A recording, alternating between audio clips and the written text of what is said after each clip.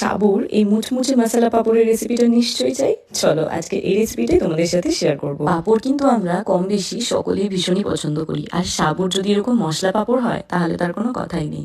এই দেখো, বড় দানার সাবু নিয়েছি 2 কাপ মতন। আর প্রথমেই জল দিয়ে একবার দুবার ধুয়ে নিয়ে তারপর সাবুটাকে মিনিমাম 1 ঘন্টার জন্য ভিজিয়ে রাখবো। আরও বেশিক্ষণের জন্য চাইলে ভিজিয়ে রাখতে পারো, কিন্তু 1 ঘন্টা ভেজালেই মোটামুটি সাবুটা ভালোই নরম হয়ে যাবে। এই দেখো কি সুন্দর নরম হয়ে গেছে। এইবার 2 কাপ সাবুর জন্য আমি 4 কাপ জল বসিয়েছি, আর তার সাথে স্বাদ মতো নুন দিয়েছি পাঁপড়টাতে একটু নোনতা ভাবটা আসার জন্য। আর তারপর সাবুটা দিয়ে আমি জাল করেছি 8 থেকে 10 মিনিট, একদম লো ফ্লেমে দিয়ে বারবার নাড়িয়ে যেতে হবে।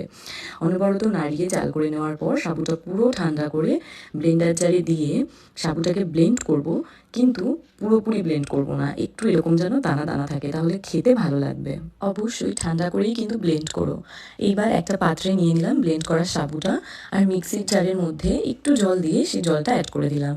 আর তার সাথে দিচ্ছি কুচনো ধনেপাতা, একটু জোয়ান আর কিছুটা চিলি ফ্লেক্স দিয়ে খুব ভালো করে মিশিয়ে নেব। আর এখানে তোমরা কাঁচা জোয়ান দিতে পারো, আমি কাঁচা জোয়ানটা পাইনি তাই নুন দেওয়া জোয়ানটাই দিয়েছি, তাতে খেতে না আরও বেশি টেস্টি হয়েছিল। ঠিক এরকম কনসিস্টেন্সি তৈরি করে ছাদে এই কড়া রোদে মাদুর পেতে তার উপর একটা প্লাস্টিক পেতে সাবুর ব্যাটারটাকে গোল গোল করে পাঁপড়ের শেপে এভাবে দেবো। পাঁপড়গুলোকে আমি 12টার দিকে দিয়েছিলাম, আর 4টের মধ্যে পুরো পাঁপড়গুলো শুকিয়ে গেছিলো। শুধু 2 ঘন্টা বাদে গিয়ে একবার পাঁপড়গুলো উল্টে দিতে হবে।